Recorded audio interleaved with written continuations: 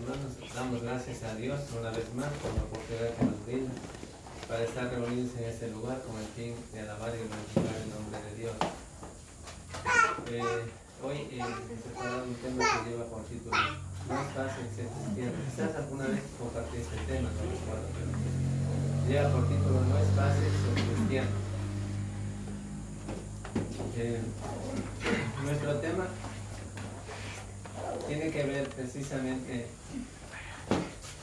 en no decir a la gente que es fácil obedecer al Evangelio y ser cristiano. La gente que escuche el Evangelio debe saber efectivamente que ser cristiano merece nuestro profundo cuidado y que no es fácil como supuestamente puede suponer al obedecer al Evangelio y ser cristiano. ¿Por qué? ¿Por qué decimos esto? ¿Solamente porque nos imaginamos o pensamos? La verdad es que Cristo nunca lo dijo a los apóstoles. Nunca les dijo a los apóstoles: vengan nomás, vengan, es facilísimo ser cristiano, ser apóstol, ser seguidores de ellos. Por esa razón, nunca Jesús dijo a los apóstoles que es fácil ser cristiano. Y por esa razón también nosotros como cristianos, al anunciar el Evangelio a otras personas, también no debiéramos hacer una cosa notoria de que realmente es facilísimo ser cristiano. Más bien, en la Biblia encontramos varios textos que indican lo difícil del discipulado. No de lo fácil, sino lo difícil del discipulado, de ser discípulo de Cristo. En lugar de invitarnos a llevar una vida fácil y cómoda, en la Biblia, la palabra de Dios, Cristo presenta la vida como un desafío verdadero. Eso no quiere decir que es cualquier cosa. Es decir, ser cristiano no es cualquier cosa, sino que Cristo, primero, nos hace ver de manera clara, al invitarnos, no nos invita para llevar una vida fácil y cómoda como cristianos. No, más bien Cristo presenta la vida como un verdadero desafío. Así es realmente la vida del cristiano. Por algo dice en Mateo, en el capítulo 7, que vamos a leer 13 y 14, que texto que también muchas veces hemos leído.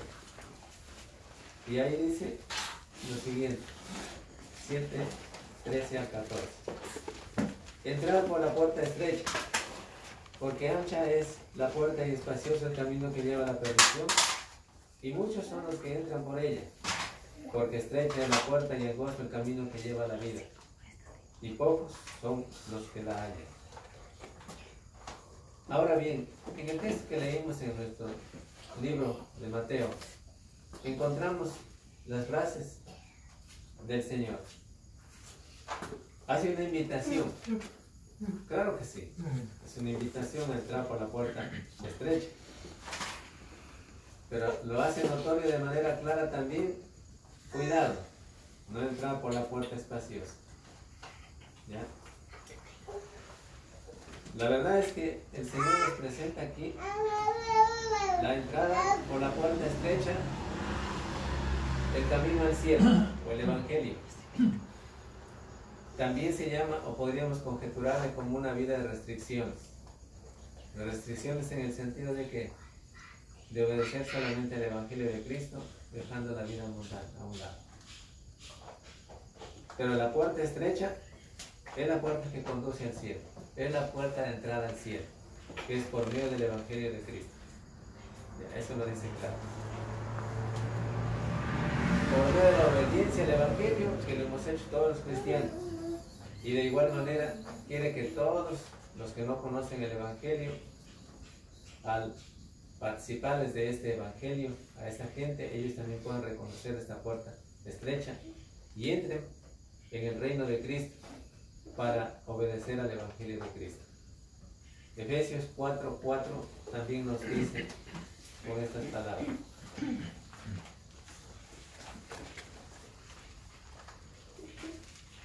4:4 al 6. Dice así: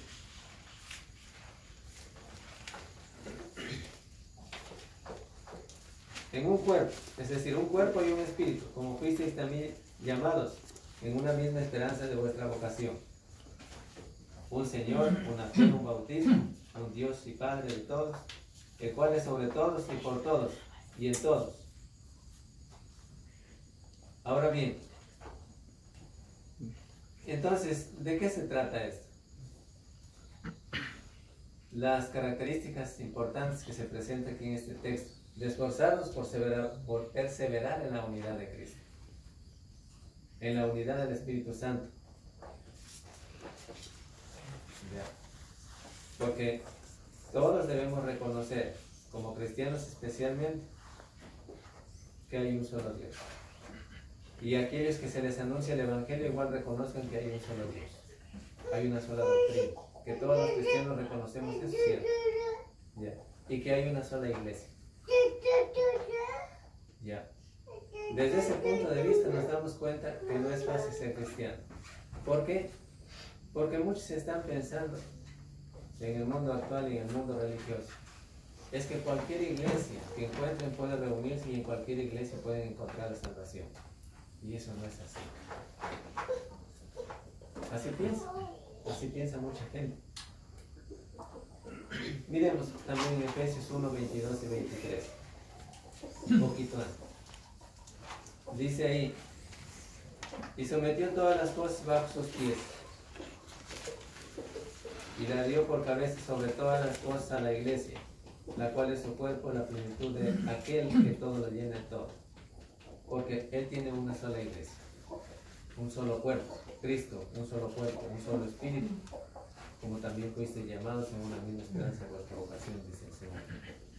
Una sola fe, una sola doctrina. Es decir, un solo Dios, ¿no?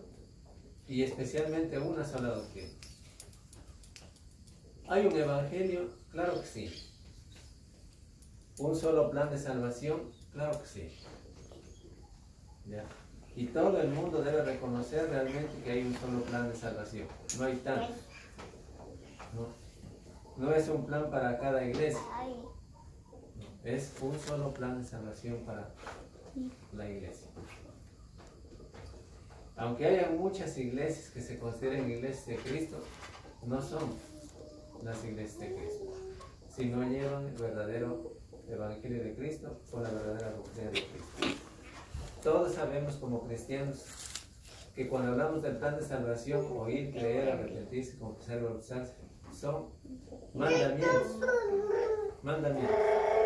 que el individuo tiene que hacer y obedecer para llegar a ser salvo. De otra manera no puede alcanzar así, entrar por la puerta estrecha. Entonces, estos aspectos que muestra la Biblia muestra claramente cómo poder entrar por la puerta estrecha. O sea, hay una puerta, la que se llama la puerta estrecha. Hay una puerta de entrada al cielo. Pero ¿cómo podemos entrar? Eso nos dice la Biblia. Oír, creer, arrepentirse, confesar, bautizarse. Cada cristiano reconoce esa verdad. Ya. Ahora bien,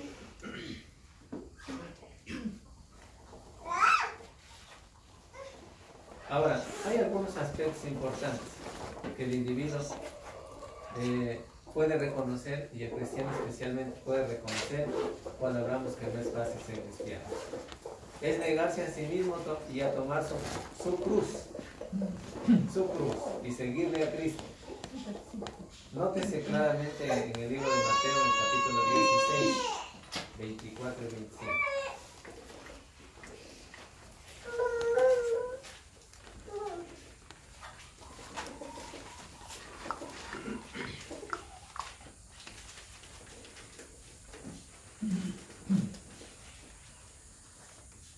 Dice así. Entonces, Jesús dijo a sus discípulos: si alguno quiere venir en pos de mí, niéguese a sí mismo y tome su cruz y sígame. Aquí habla de negarse a sí mismo. Así dice el texto. Entonces Jesús dijo a sus discípulos: si alguno quiere venir en pos de mí, o si alguno quiere ser mi discípulo, niéguese a sí mismo y tome su cruz y siga. Nos muestra un camino de cruz, Porque todo el que quiera salvar su vida la perderá, y todo el que pierda su vida por causa de mí la hallará. Es decir, ante estas cosas que Cristo nos habla y nos menciona, nos damos cuenta que hay un desafío muy excepcional: identificarse con la cruz de Cristo. Es decir, es un verdadero desafío ser cristiano.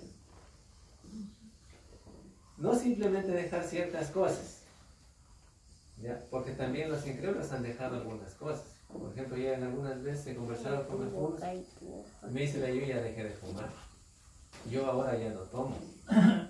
Entonces, por eso les digo, no siempre dejar ciertas cosas, sino negarse a sí mismo, que significa otra cosa.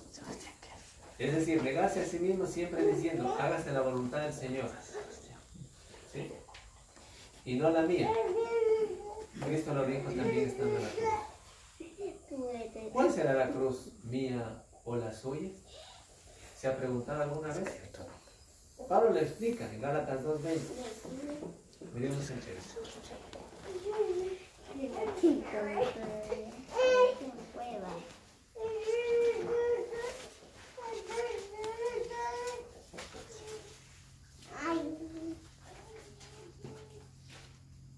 Dice: con Cristo estoy juntamente crucificado, y ya no vivo yo, mas vive Cristo en mí. Y lo que ahora vivo en la carne, lo vivo en la fe del Hijo de Dios, el cual me amó y se entregó a sí mismo por mí. Lo que ahora vivo en este mundo, en este cuerpo físico, ¿no? Dice: vivo lo que ahora vivo en la carne. Lo vivo en la fe del Hijo de Dios, porque así debe ser, ese debe ser el aspecto positivo para el cristiano. Cuando nos preguntamos: ¿cuál será la cruz, mía o la suya? Pablo lo explica aquí en el capítulo 2 de Gálatas 2:20. Es decir, cuando dice: con Cristo estoy juntamente, Pablo dice: con Cristo estoy juntamente crucificado, ya no vivo yo, mas Cristo vive en mí. Y lo que ahora vivo en la carne, lo vivo en la fe del Hijo de Dios, el cual me amó y se entregó a sí mismo por mí. En el texto que leímos en Gálatas 2:20. Ahora bien, según esto, el cristiano es aquel que permite que Cristo use su mente, ¿ya? Su voz, sus manos, sus pies, en fin, todo su ser, ¿ya? Para que Cristo sea visto clara y plenamente en nosotros. Porque de eso se trata, de lo que dice Gálatas 2:20. Según lo que nos dice Gálatas 2:20. ¿Ya? El cristiano es el que permite que Dios gobierne su mente, su corazón, sus manos, sus pies, en fin, todo su ser. ¿Ya? Para que Cristo sea visto claramente y plenamente en nosotros. La pregunta diaria de cada cristiano debe ser, y es: ¿qué haría Jesús si estuviera en mi lugar en estas circunstancias? ¿Qué haría Jesús si estuviera en mi lugar en estas circunstancias? Tomar su cruz, obviamente, es una vida sacrificada. Como les decía al principio, ser cristiano no es fácil. Es una vida sacrificial. ¿Sí? Como dice Pablo: con Cristo estoy juntamente crucificado. El cristiano entiende que su tiempo, su dinero, sus talentos, ¿qué más podemos decir? Muchas otras cosas, no son suyos. No son suyos aunque estén al alcance suyo. ¿Sí? Porque dice también la Biblia en 1 Corintios 6:20, que también podemos leer. ¿Qué dice ahí el texto? 1 Corintios 6:20.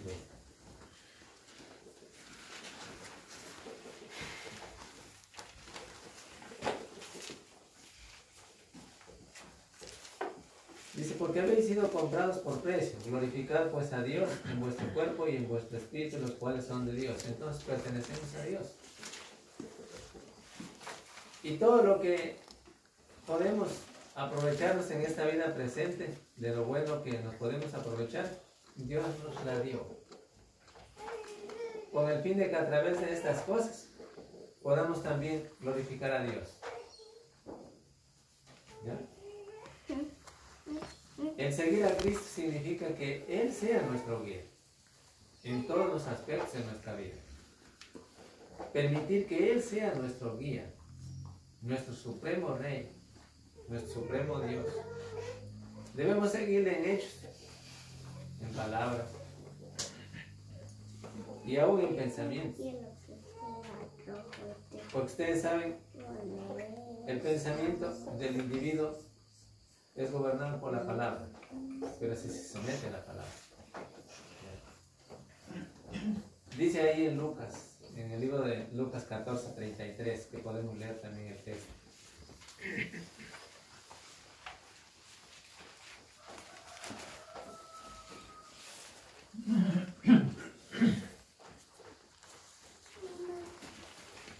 Así que cualquiera de vosotros que no renuncie a todo lo que posee, no puede ser mi discípulo. Con esto podemos entender una vez más lo difícil, o mejor dicho, que no es fácil ser cristiano. ¿Ya? Porque claro está aquí diciéndonos, así pues que cualquiera de vosotros que no renuncie a todo lo que posee, no puede ser mi discípulo. Es decir, que ante tales circunstancias, prioridad es Dios, antes que las cosas materiales o cualquier otra cosa que poseyéramos. ¿Ya? Dios es lo más importante. Ahora, además, ante este desafío que Cristo nos presenta, que no es fácil ser cristiano, también se trata de aborrecer a la familia. ¿Han leído alguna vez ustedes el texto en Lucas 14:26?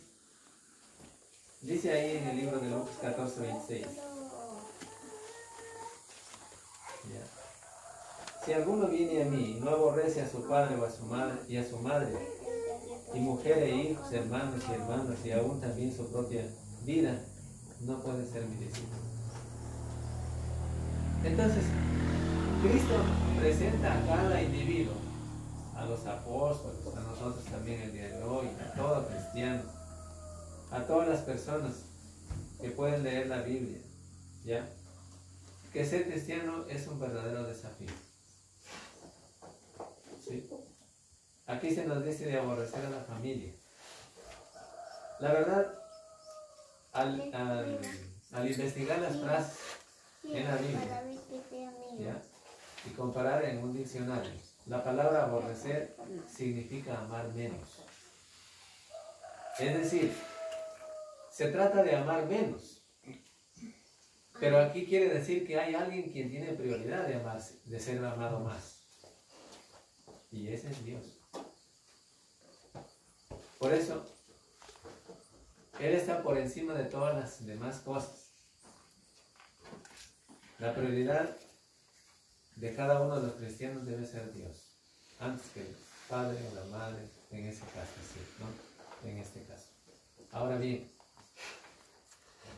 como ustedes pueden haber leído ya en el texto, si alguno viene a mí y no aborrece a su padre y a su madre, y aún hijos y hermanos y hermanas, y aún también su propia vida, no puede ser mi discípulo. La palabra aborrecer que les decía es amar menos. ¿Sí? Eso ya no hay duda. Es importante que entendamos. Y dice también en Mateo, en el libro de Mateo, en el capítulo 10:36, para tener una idea más clara. 10:36.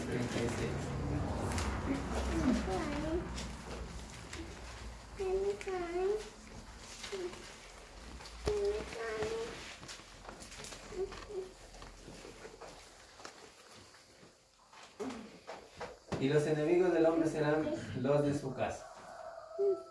Así dice el texto.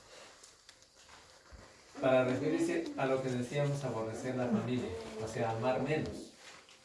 Porque el aborrecer, la palabra aborrecer en este texto de Lucas 14:26 significa amar menos. Es decir, los enemigos del hombre serán los de su casa. ¿En qué sentido? Hay familiares que se quejan mucho cuando sus hijos u otro familiar obedece al Evangelio. ¿A usted quizá le pasó alguna vez o no le pasó? ¿Ya? O le desprecian porque usted obedeció al Evangelio.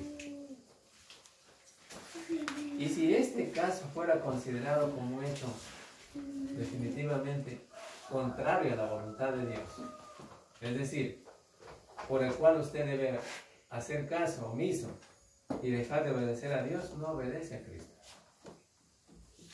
¿Ya? De eso es lo que se trata cuando dice aborrecer la familia, o sea, aborrecer menos, en que usted tome la prioridad que es Dios, antes que las consideraciones, antes que la forma de hablar, antes que los no sabios conceptos de la familia o de los familiares o cualquiera que sea. Ya. Ahora bien, lo consideran como insultante los familiares al obedecer, cuando usted obedeció al Evangelio, a lo mejor. ¿Le pasaría o no le pasaría? Pero bueno, ese es el caso. Falta de amor, falta de, ¿qué más? De respeto. Porque muchos dirían, no, pero si tú estabas mucho tiempo obedeciendo a esta doctrina de la Iglesia Católica, ¿y cómo es posible que ahora te cambies? Alguna vez mi mamá me dijo eso. Pero es así, realmente. Sucesos que también acontecen en la vida del cristiano. Pero debemos considerar estos puntos ante la eminente responsabilidad de cada cristiano en obedecer y dar prioridad a las enseñanzas de Cristo. Ahora, otro problema familiar del cual me refiero como aborrecer la familia, enorme, el matrimonio, que está en adulterio, por supuesto, del cual nos habla Mateo 5:29, que también podemos leer.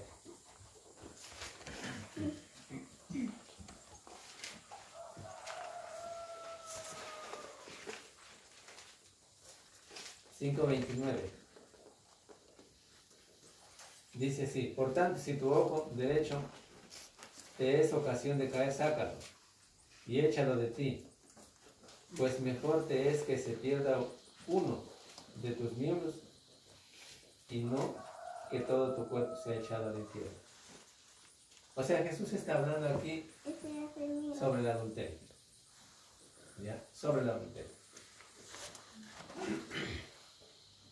Ahora bien, tal como lo dice en el capítulo 5, verso 29 y hasta el 30 también podría leer. Y dice ahí el 30.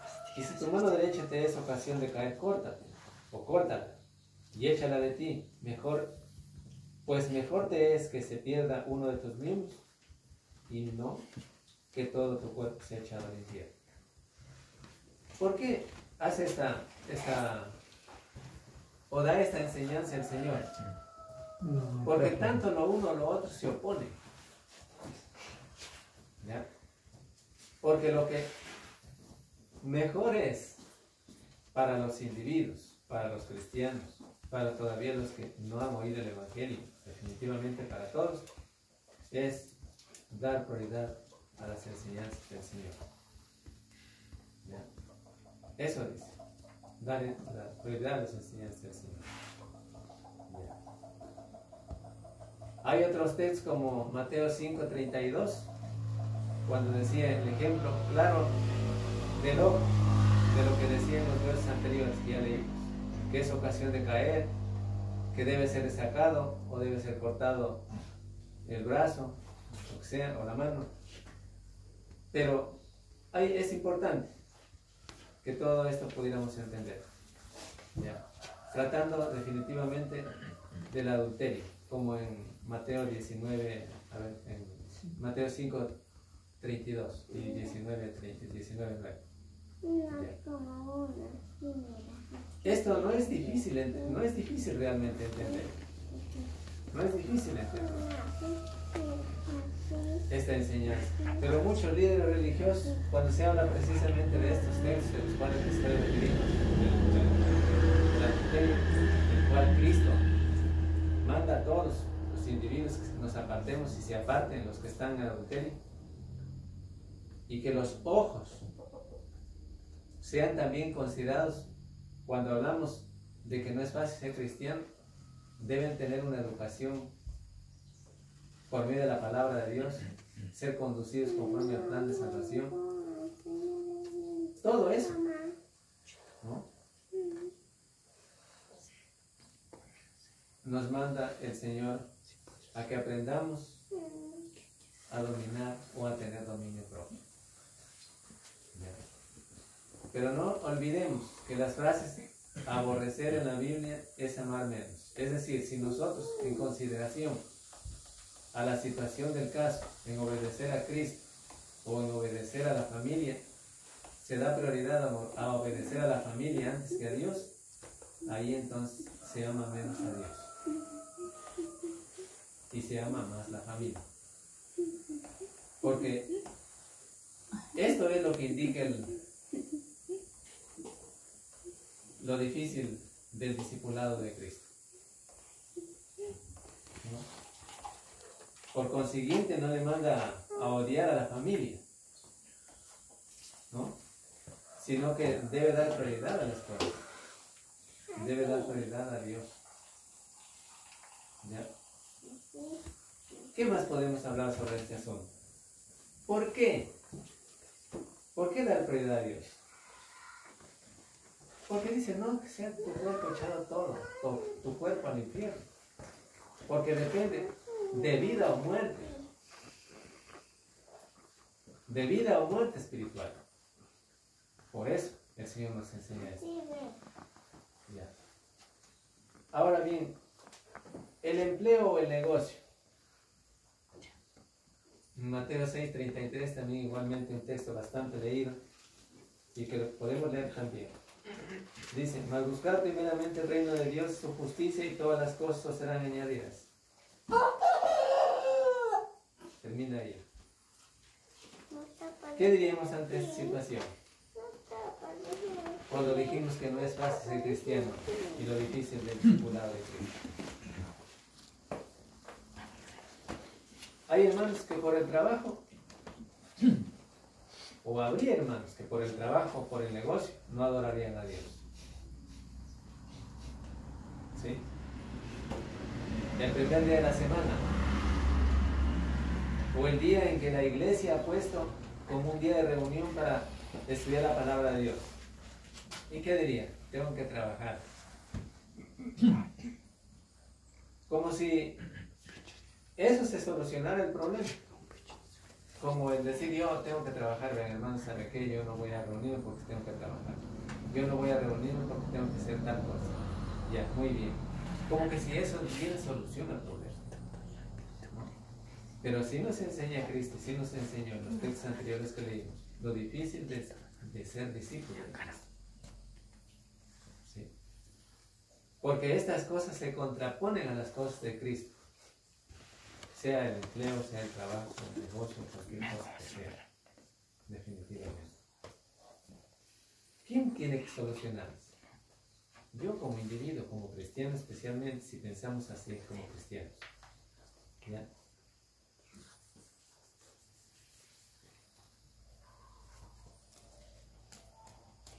Pero el individuo se consuela. Se consuela solo diciendo, solamente lo hago una vez. O lo hago 2 veces. Pero ya una tercera vez no lo voy a hacer. Esa actitud pone el trabajo o el negocio primero. Y pone a Dios en segundo lugar. Ahí está el problema. Otro problema asociado con la avaricia, que también nos dice la Biblia en Colosenses 3:5. Yo estoy leyendo varios textos y haciendo leer varios textos que dicen lo difícil del discipulado de Cristo. Es decir, no es fácil ser cristiano. Y aquí en Colosenses 3:5 habla de la avaricia. Lamentablemente, aún muchos cristianos no han podido todavía entender sobre estos textos. y han sacado otras conclusiones. Pero ¿qué dice el texto? 3:5. Dice así: haced morir pues lo terrenal en vosotros, fornicación, impureza, pasiones desordenadas, malos deseos y avaricia, que es idolatría. Con eso nos damos cuenta entonces lo difícil del discipulado de Cristo, de ser discípulo verdaderamente de Cristo. Ya. Porque es un mandamiento, hacer morir lo terrenal, la fornicación, impurezas, pasiones desordenadas, malos deseos y avaricia, que es idolatría. Ya. El texto dice avaricia, que es idolatría. Cuando yo les decía el empleo o el negocio. Y si el individuo prioriza esto como lo más importante, dejando de reunirse, dejando la prioridad a Dios, entonces desobedece a Dios. Y ahí nos damos cuenta que no es fácil ser cristiano. ¿Sí? Ahora bien, la avaricia es el deseo de tener más y mejor. No obedece a lo que dice primera a Timoteo en el capítulo 6, 8 al 10. Así que teniendo sustento y abrigo, estemos contentos con esto, porque los que quieren enriquecerse caen en tentación y en lazos que hunden en perdición y destrucción, en muchas codicias necias. Así dice el texto, que hunden a los hombres en destrucción y perdición. Y ahí complementa el verso 10 cuando dice: porque raíz de todos los males es el amor al dinero, el cual, codiciando algunos, se extraviaron de la fe y fueron traspasados de muchos dolores. Para algunos, el estar cierto tiempo, o estar, ¿qué diría yo? En cierto empleo, diría, o negocio, sería como sacar el ojo de la cara. Si dejaría esto, si tendría que dejar esto por causa de Cristo. Pero otra vez, piensen en todo esto, en las consecuencias de ser echado al fuego eterno, al infierno, para sufrir una tortura eterna. ¿Alguna vez el cristiano se ha puesto a pensar en todo esto? Si estas cosas sirven de estorbo, dejando a un lado a Dios y dejando en segundo lugar a Dios. De eso se trata, que no es fácil ser cristiano.